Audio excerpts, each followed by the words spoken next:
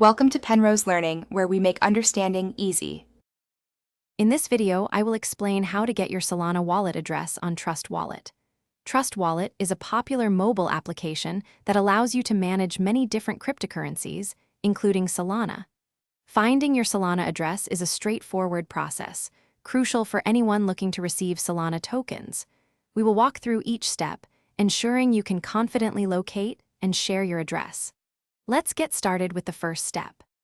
To begin, simply open your Trust Wallet application on your smartphone. Once inside, you will see a list of all the cryptocurrencies you currently hold or have enabled. Scroll down this list to find Solana, which is typically labeled as SOL. If you don't see it right away, don't worry. Just tap on the Add Tokens button, usually found at the top right, and use the search bar to type in Solana or SOL to enable it. Once you have located Solana in your asset list, tap on it to open its specific page. Here, you will find several options, including Send, Receive, and Swap. To get your wallet address, you need to tap on the Receive button.